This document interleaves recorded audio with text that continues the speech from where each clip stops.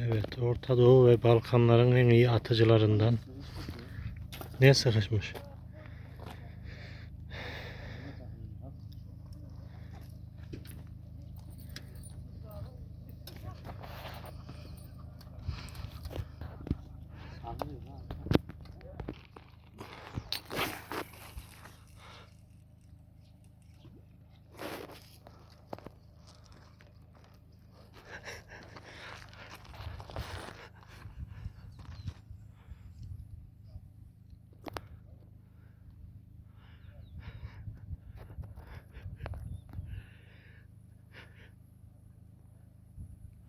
Aldı mı lan?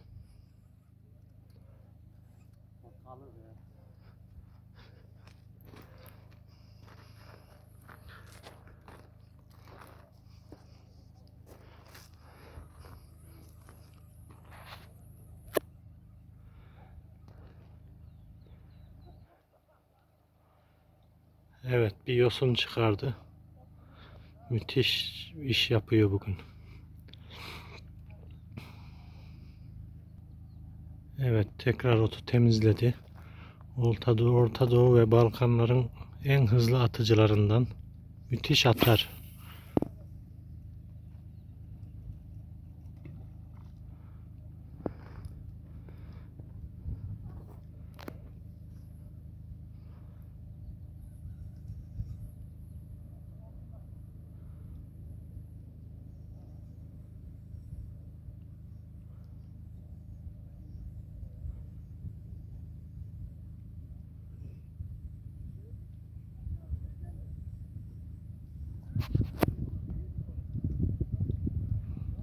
Yine karavana, yine karavana.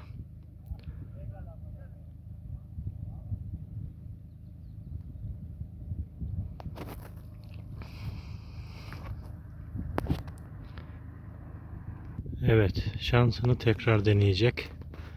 Şu atış stiline çok dikkat edin. Burada böyle atabilen bir adam yok. Kamışı attıktan 10 dakika sonra düşüyor balık geri.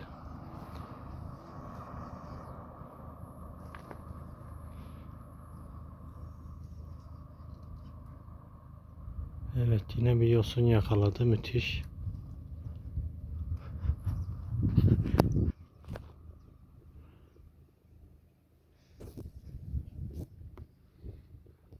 Tekrar yosunu temizliyor.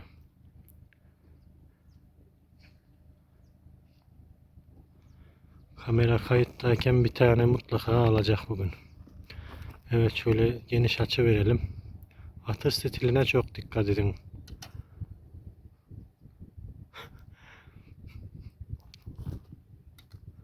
Yine kilitledi oltayı. Oltayı yapan adam yapamamış. Bizim Haloğlu'nun suçu yok bu işte. Bak. Oltadaki sese çok dikkat edin.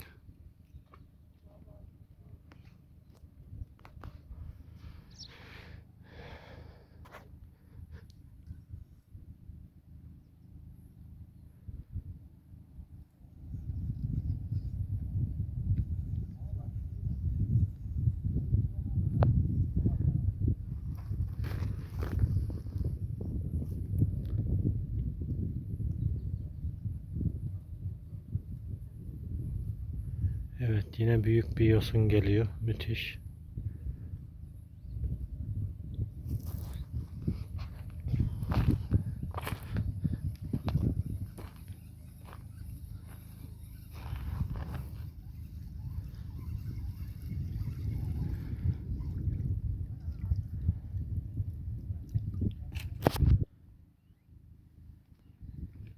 Evet, şimdi oltadaki sesi iyi dinleyin bak.